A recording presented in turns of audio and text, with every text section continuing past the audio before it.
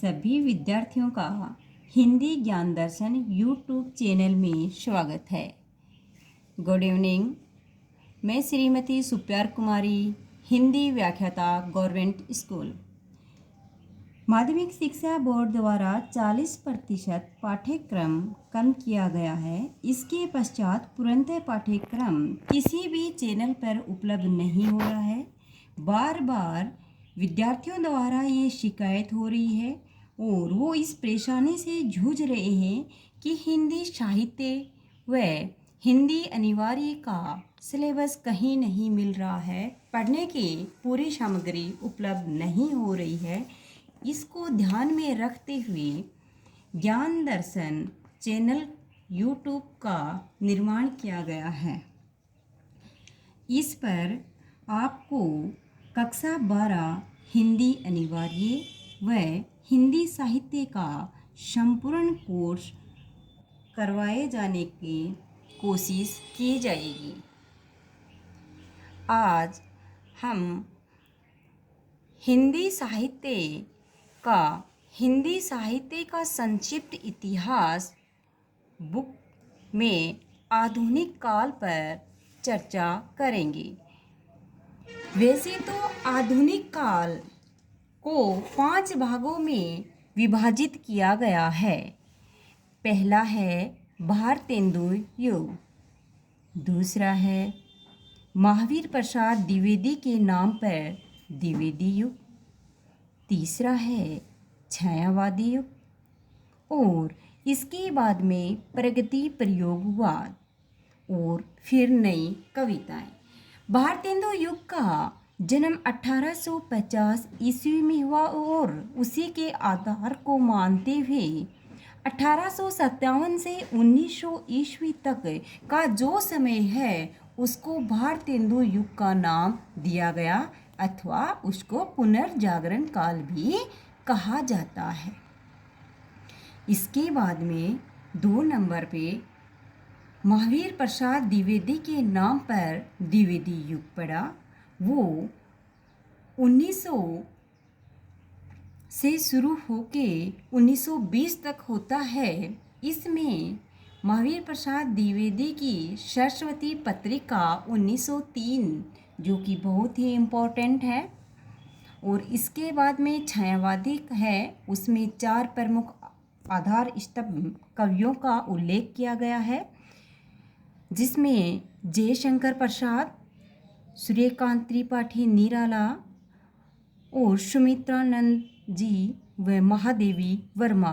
ये 1918 से 1936 छायावाद का समय रहा है और प्रगति प्रयोगवाद का 1936 से 1953 तक रहा और नवलेखन कविताएं हैं वो 1953 से हैं।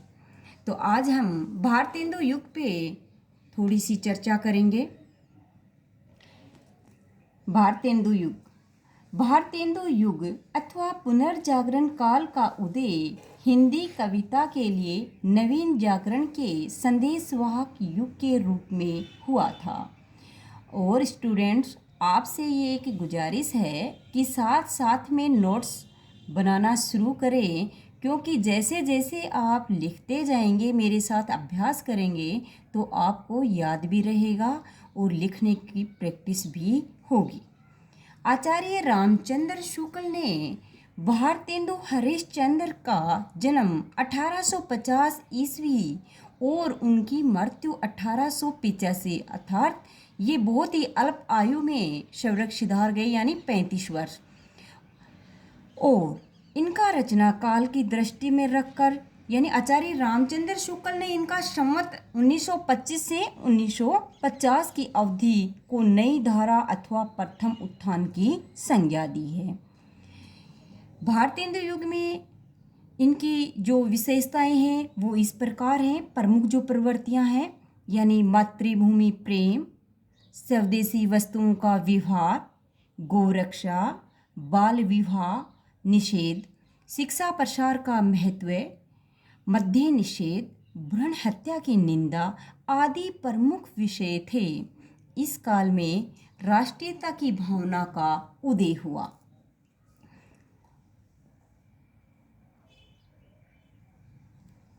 भारतेंदु युग के प्रमुख कवि और उनकी रचनाएं। भारतेंदु हरिश्चंद्र है, इनका जन्म है वो 1850 ईस्वी में हुआ, यानी और मृत्यु 1885। इतिहास प्रसिद्ध सेठ अमीचंद की वंश परंपरा से उत्पन्न हुए थे। हरिश्चंद्र के पिता बाबू गोपाल चंद्र गिरधर दास भी प्रसिद्ध कवि थे, यानी कि भारतेंदु हरिश्चंद्र हैं, इनके पिता हैं वो भी एक प्रसिद्ध कवि थे। भारतेंदु को अपनी सर्वश्रेष्ठ कृतियों के द्वारा साहित्यकारों ने उनको भारतेंदु की क्या दी थी, उपाधि दी गई है। यानी भारतेंदु है, उनका नाम हरिश्चंद्र था, लेकिन भारतेंदु है वो उनकी उपाधि थी और वो उस समय के साहित्यकारों ने दी थी। भारतेंदु द्वारा कुछ पत्रिकाएं हैं वो भी प्रकाशित की गई थी। तो पहली है कवि वचन सुधा, दूसरी और उसके बाद में हरिश्चंद्र चंद्रिका, और इनकी एक पत्रिका है जो महिलाओं के लिए प्रकाशित की गई थी, नोट कर लीजिएगा इसको, बाल बोधिनी, वो केवल और केवल महिलाओं के लिए थी। इस प्रकार इन्होंने 70 काव्य कृतियाँ लिखी, यानी भारतेंदु हरिश्चंद्र ने कितनी कृतियाँ लिखी, 70 लिखी। रचनाएं इस प्रकार हैं, संक्षेप में इनकी थोड़ी सी रचनाएं हम ले करते हैं क्योंकि कक्षा 12 के लिए इतनी काफ़ी हैं।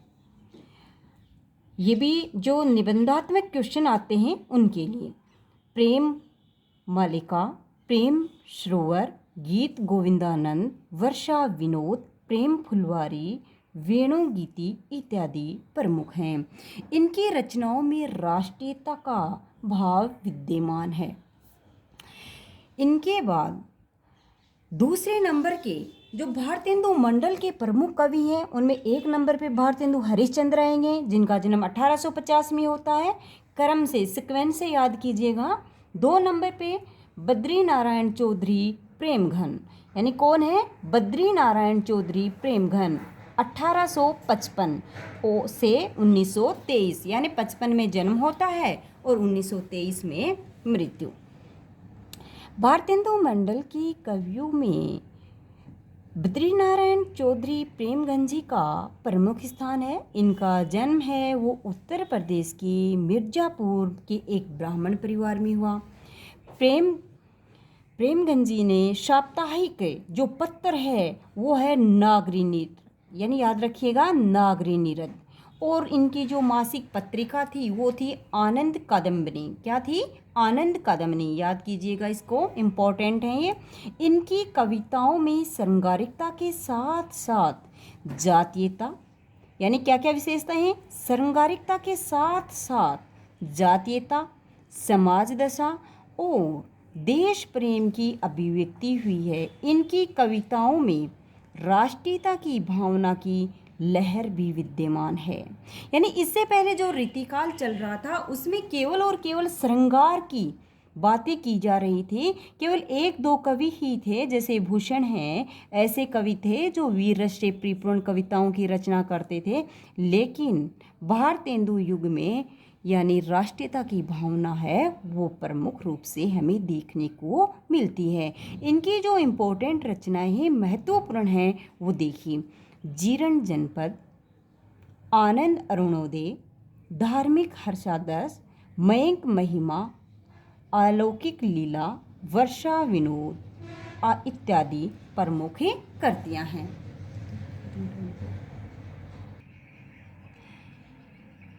भारतेंदु मंडल के तीसरे प्रमुख कवि हैं प्रताप नारायण मिश्र। प्रताप नारायण मिश्र हैं, इनका जन्म 1856 ईस्वी में व 1894 ईस्वी में मृत्यु। इनका जन्म यानी प्रताप नारायण मिश्र जी का जन्म बेजे गांव, जिला उन्नाव में हुआ था। मिश्र जी ने ब्राह्मण पत्रिका का संपादन किया, यानी कौन सी पत्रिका का संपादन किया है, ब्राह्मण पत्रिका का संपादन किया है। देखिए याद कीजिएगा, यानी भारतेंदु हरिश्चंद्र जी ने 3 पत्रिकाओं का संपादन किया था। कौन कौन सी थी? नंबर 1 कवि वचन सुधा, नंबर 2 हरिश्चंद्र चंद्रिका और नंबर 3 बाला बोधिनी, जो महिलाओं के लिए थी। और फिर इसके बाद में कौन आते हैं? बद्री नारायण चौधरी प्रेमगंज जी आते हैं। उनकी जो पत्रिका थी, मासिक पत्रिका थी, वो थी आनंद कादम्बिनी। और उनका जो साप्ताहिक पत्र था वो क्या था? नागरी नीरदे। अब तीसरे जो प्रमुख कवि हैं वो कौन है? प्रताप नारायण मिश्र। और उनकी जो पत्रिका है उसका नाम है ब्राह्मण। इस तरीके से आप याद कीजिएगा इसको। मिश्र जी के रचना क्षेत्र कविता, इन्होंने केवल कविता या इन पे नहीं लिखे, काफ़ी चीज़ें पे लिखा। देखिए, कविता, निबंध और नाटक है।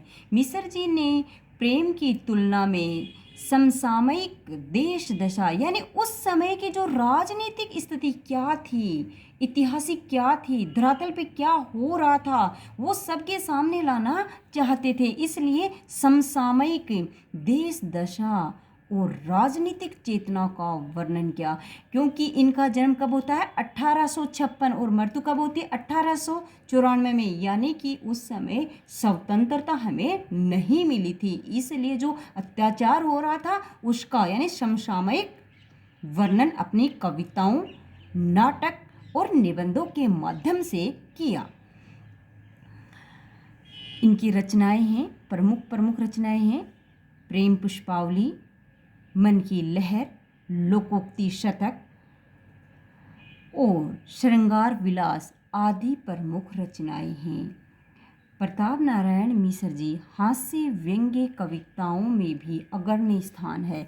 यानी ये इम्पोर्टेंट है, हास्य व्यंग्य कविताओं में भी अग्रणी स्थान है। और ब्राह्मण पत्रिका है, इसको अंडरलाइन कर लीजिएगा, ये इम्पोर्टेंट है, वेरी वेरी इम्पोर्टेंट है। और रचना के क्षेत्र में देखिए कविता है, निबंध है, नाटक है, ये सब कर लीजिएगा। अभी देखो नंबर 1 याद कर लीजिएगा। भारतेंदु का जन्म है कब होता है? 1850 में। उसके बाद में कौन आते हैं? उसके बाद में यानी कौन आते हैं? बद्री नारायण चौधरी प्रेमगंज जी आते हैं। उनका जन्म 1855 में होता है। उसके बाद तीसरे नंबर पे आते हैं प्रताप नारायण मिश्र जी। उनका जन्म 1856 में होता है। उसके बाद में चौथे नंबर पे आते हैं अपने कवि अंबिका दत्त व्यास जी। कौन आते हैं? अंबिका दत्त व्यास जी, जिनका जन्म 1858 में होता है।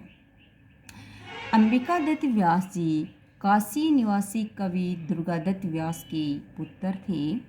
ये हिंदी और संस्कृत दोनों भाषाओं, यानी क्या, हिंदी भी और संस्कृत दोनों भाषाओं में रचनाएं लिखते थे।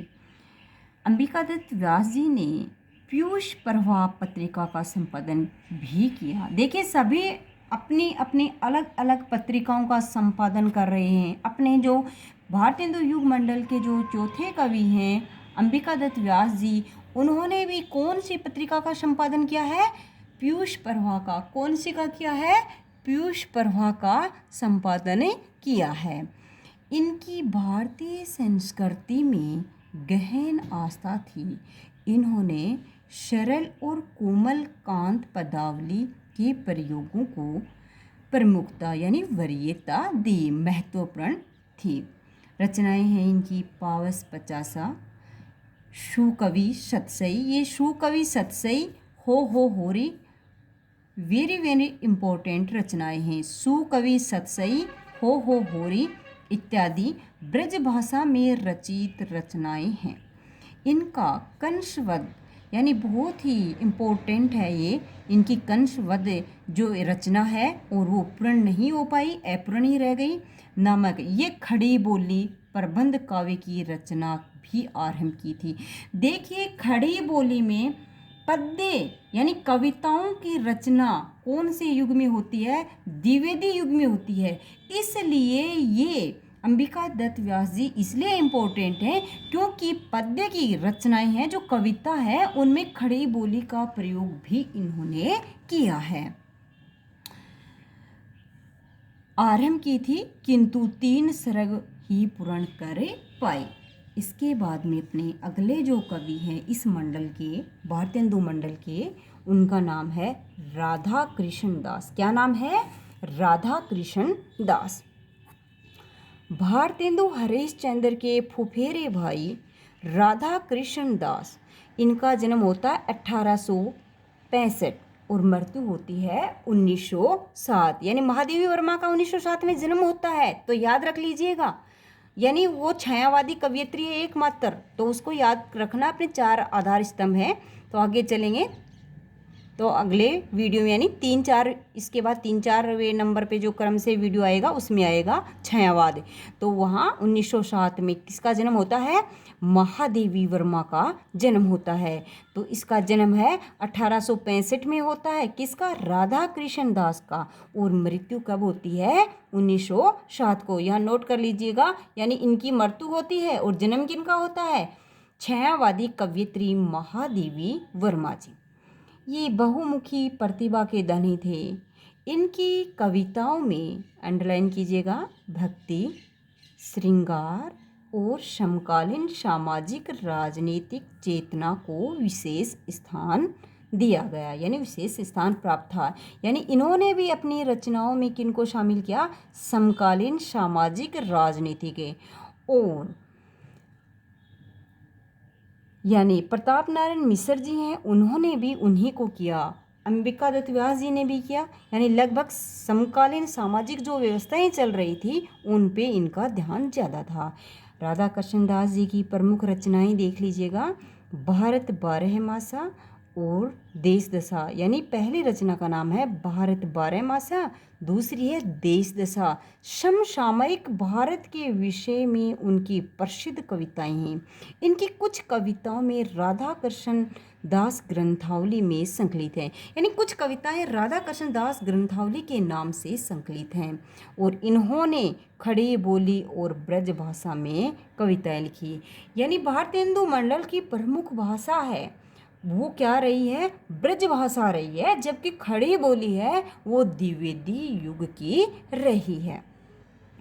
और भारतेंदु मंडल में कुछ ये तो महत्वपूर्ण इम्पोर्टेंट जो कवि हैं उनके नाम हैं, उनकी रचनाएं लिखी हैं। कुछ अन्य कवि हैं जो निबंधात्मक क्वेश्चन आता है उसके लिए ये जो वीडियो बनाया गया है सफिशिएंट है, इससे ज़्यादा और कोई जरूरत नहीं है।